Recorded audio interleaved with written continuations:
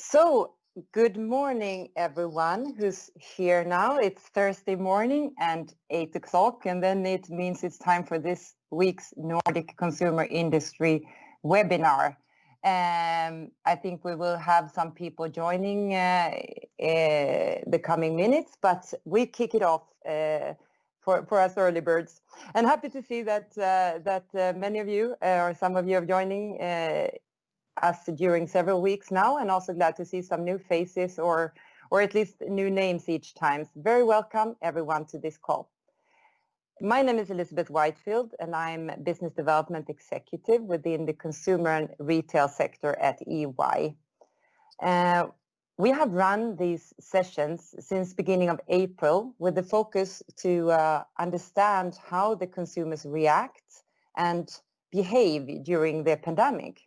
We saw early some personas developing with specific traits and characteristics, and we have been discussing now how to meet their different needs and concerns as the situation has developed. And added to this, we have and will also continue to present ideas and solutions for you to consider for your business. And if you have missed any of the sessions, there are replays available. So please just let us know if you haven't gotten those, and we'll make sure you get them. And as we only have 30 minutes together these morning sessions, there is not much time for questions, but please comment in the chat and we'll get back to you. And of course, you're more than welcome to send an email directly to any of us as well. You see some email addresses here on the presentation. We're very happy to discuss any questions or concern or matters during these tricky times. And you will all get the materials after the session, so you don't have to note everything that we will discuss now. And also for you to be sure not to miss the remaining sessions until end of June, please scan the QR code in the presentation if you haven't already done that, and register for the coming webinars. And here you can also sign up for invitations and insights from us going forward. And then just one more practical thing before we hand over to today's speakers. Please mute your phones if you haven't already done so. There's not any side noise at the moment, but please check. So then it's time to present the speakers of this morning. We have Anders Kunz, who many of you know by now. He will elaborate further on the consumer behaviors and what to expect now in the next wave of the pandemic. And then Eirik Albrektsson will connect to this further when presenting technology at speed, how technology enables fast adaptation to changes in the consumer behaviors. So without further notice, Anders, please, the stage is yours. Thank you very much, Elizabeth.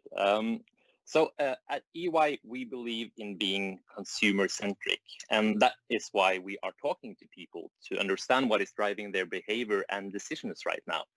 And it's quite common to think that consumer insights only come from interviewing people or maybe observing them.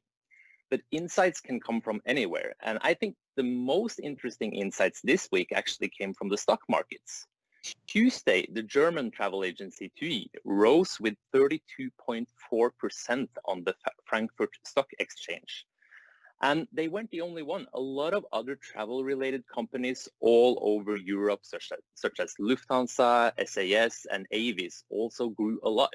So it seems the market is telling us that they think we will be able to travel again soon.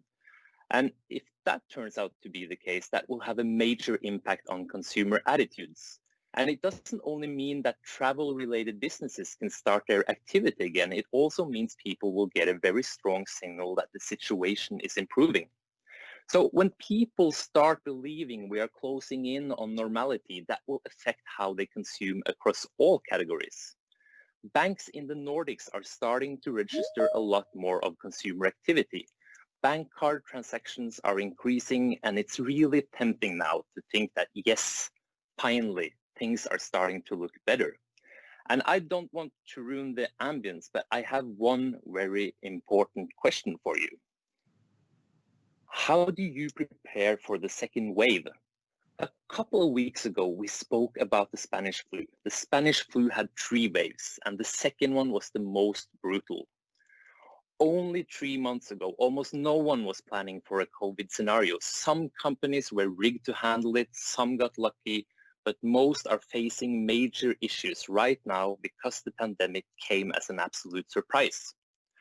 So are we doing the same error once again? If you were able to survive the first strike, then what do you need to change to be able to survive the potential second strike as well?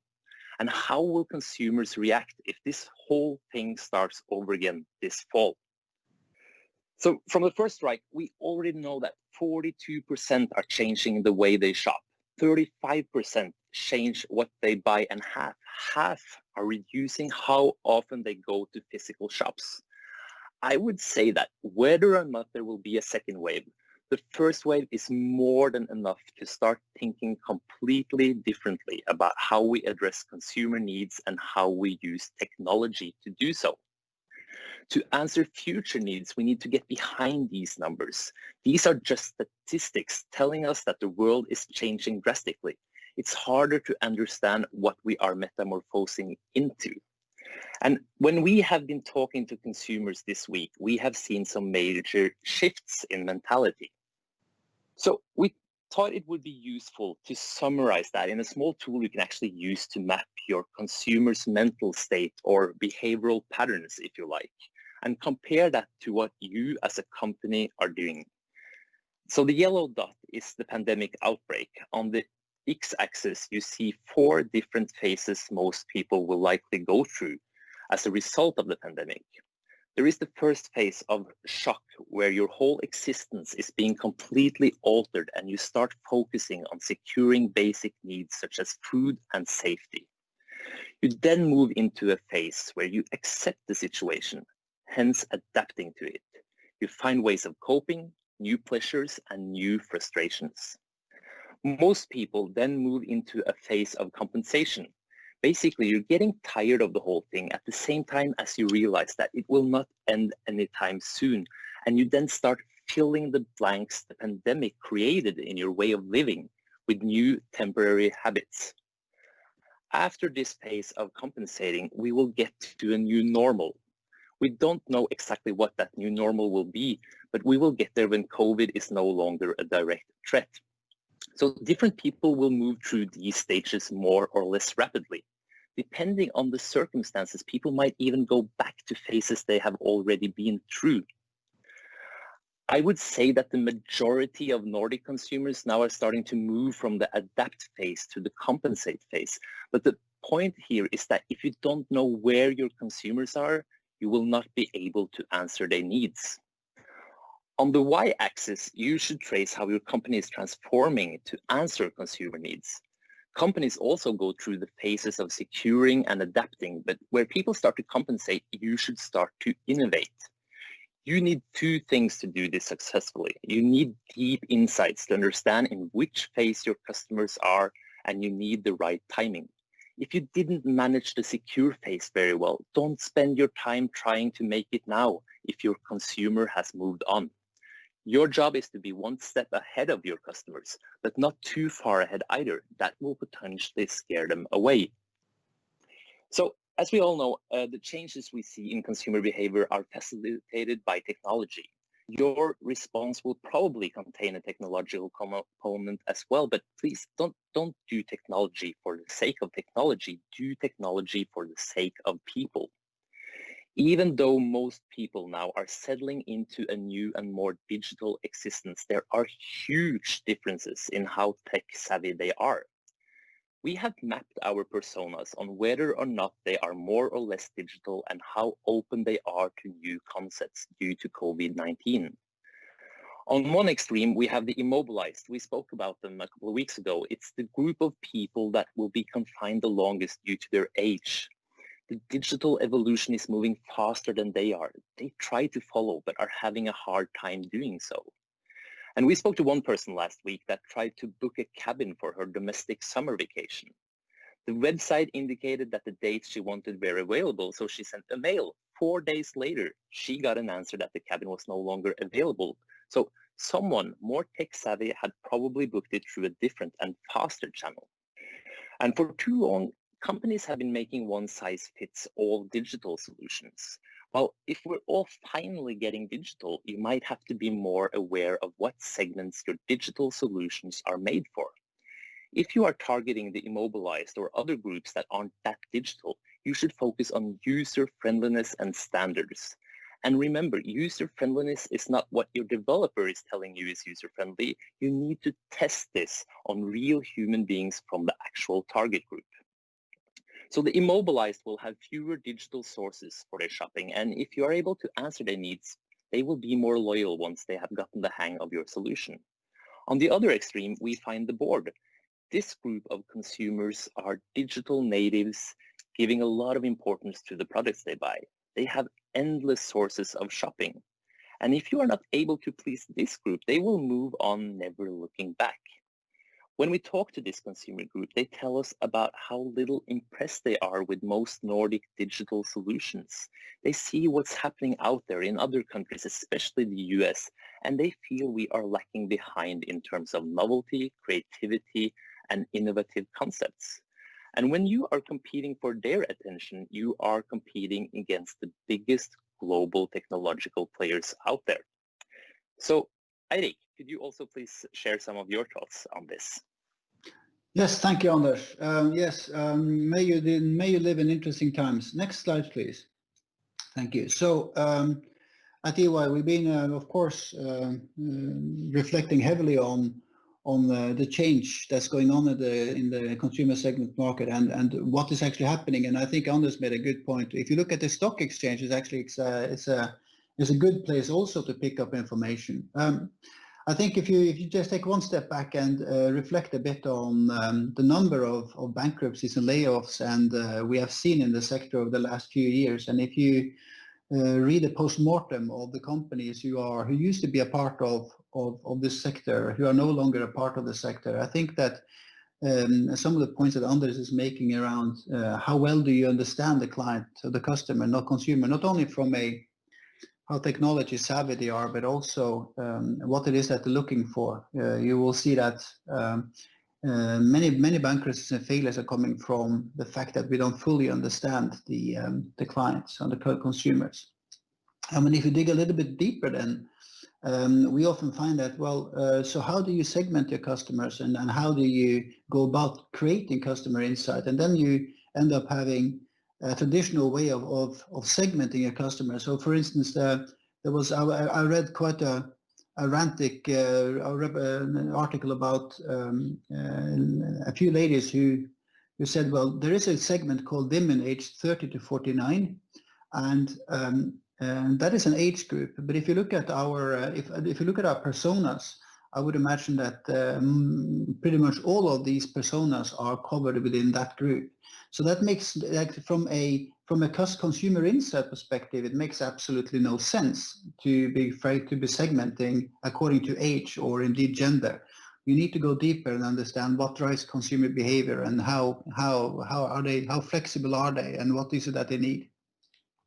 This 40% number that you see here now, it's a mouth-watering number. If you work in consumer products or retail industry, if you're able to have repeat buyers, if 40% of your consumers come back and say, well, this experience was so good that I want to come back and I want to do more of the same, then you know that you're in winning territory. I mean, if you just do the calculations of what does it take to win a new consumer over and keep them loyal, then you realize that number is mouth-watering. It drives profitability. It helps you change your business according to business user requirements rather than, I think, what Anders said, or what the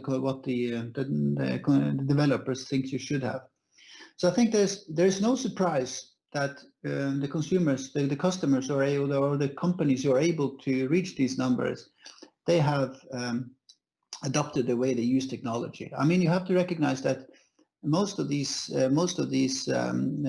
consumer companies, they have millions of transactions every day, and when you analyze that data, it's mouth-watering insight if you're able to create insight most often than not, you find that maybe 3 to 5% of the insight that you can drive from that data is actually generating proper value, because you simply are lacking. Either there's a time difference or there is an inconsistency in the way that the numbers are presented. So having real-time data and having real insight, it's a mixture of understanding your consumer and having a technology platform or a technology ecosystem that enables you to adapt faster.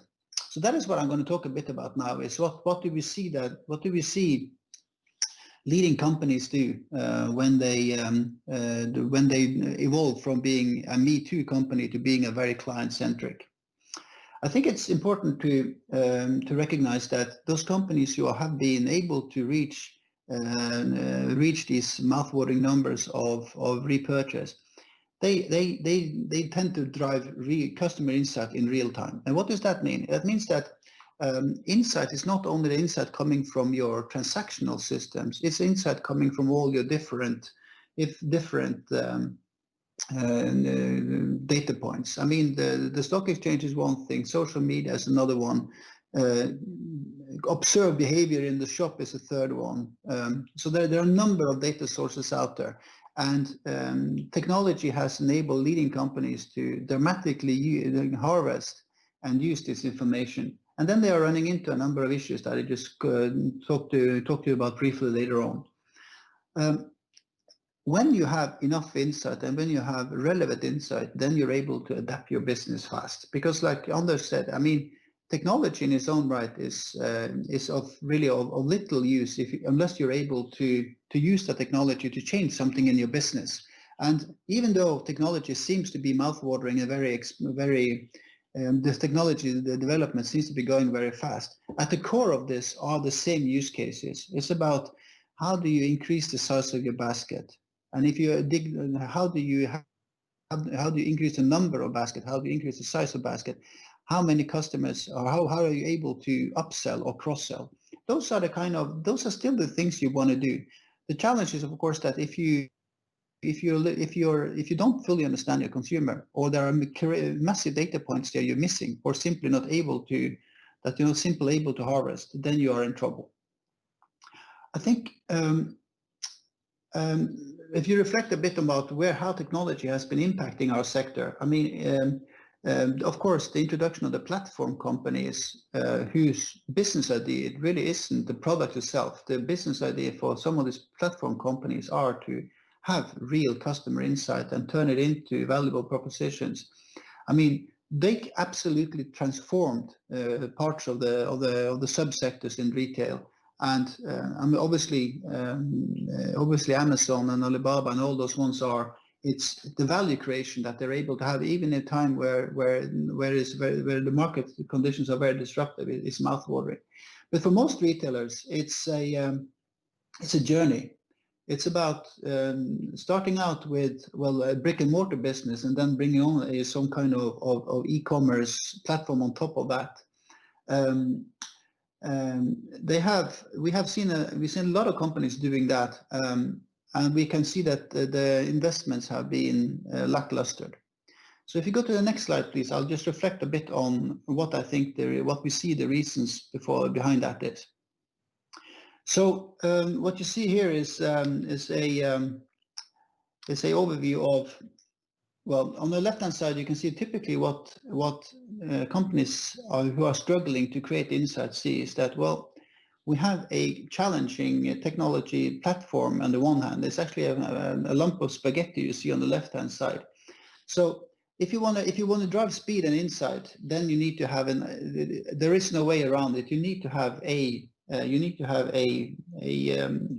technological architecture that supports insight in a real way. And there are certain insight principles or architectural principles that we can see are emerging in the retailers who are successful. But ultimately, there is a business need, and that business need drives a need for information. And the information is like we said, is captured on multiple channels and multiple dimensions. to get that information, you need to have data in a certain way. So that means that the data part is well, in real terms, in retail, the data is actually the most frustrating thing, because you have too much data and too little insight. So the way that you structure data is of absolute incredible importance if you want to bring in speed and drive insight. And of course, the way that you stack your applications and infrastructure around it, of course, is just enabling insight and speed. Why is this challenging? Many companies have in this retail sector has come out of the ERP wave. If you think back 10, 15 years, technology investments in the sector was mostly around the core system, which is basically about how do I treat customer data, how do I treat product data, and how do I drive financial performance based on that. And then as they realized that, coming back to my previous statement around women aged 30 to 49, when they realized that segmentation wasn't robust enough, then you started to build applications that was building more insight, and CRM came along, and you started to build multiple applications around the core applications. We see now, when we talk to, and we go and help our clients, we see many consumer products companies have up to customer data stored in often 30 systems or more. And if you want to create insight based on consumer insight based on that information, you have a very challenging time, if not impossible. So many companies now have very complex architectures with a lot of tailor-made system solutions on often not a common platform. And one of the biggest challenges when we talk to customers now is that they are what we call technical debt, meaning that they are underfunded and have architectures that are not enabling them to move faster. So ultimately, what you're looking for an architecture that keeps the records, the transactional records in a central repository around the core ERP system. Then you want to have front-end applications that are nimble and agile, and you want where you're able to build new functionality according to the consumer group or the personas you want to serve, and serve them well, fast. And then, of course, to be able to create the connectivity between the front-end applications that are there to help the customers and the records, you need to have a integration platform, or what we call API, that is enabling fast data exchange. So unless you have that kind of architecture in place, it's very difficult to transport information back and forth, or indeed make a architecture that is enabling you to move fast and to drive insight and ultimately drive new consumer behavior. There's also another challenge when we look at why is the architecture so challenging, is because if you look at an organization, a retail organization typically have a number of discrete functions that are driving a number of initiatives. I mean, sometimes you can find that there are hundreds of initiatives in any given organization that is there to help consumers or customers become more relevant, to be more relevant for customers. And we can see that the lack of a consistent view across is and a clearer purpose, a clearer understanding of what it is that we want to achieve. We can see that the maturity around what the consumers really need is very different in many organizations. So what is it that the companies do that tends to get this in order? And I think this is where those who get it right, they get it right real good. I think there is no question that in this day and age, if you are a retailer and you are not a data-driven organization, so in the upper left corner, we try to illustrate that a bit. But if you have a technology that doesn't enable you to have real-time insight into what drives real value in your business, then really you're missing out. You're giving yourself an added runway to the competition who are able to do that. And data-driven is not only about creating data, but it's also to drive new business decisions based on that data. And that is typically often a very fragmented organization. In an organization, typically that is fragmented across multiple functions. So we can see even in this day and age, we are talking about taking a process view and making sure you have an end-to-end view around how you do, for instance, merchandising or indeed pricing. There are typically in an organization there are 4 or 5 discrete business functions that need to be working alongside and having the same objectives to be able to be driving real insight. It's a very challenging thing. So there's no question that technology also drives a number of new behaviors in organizations that are going to be successful.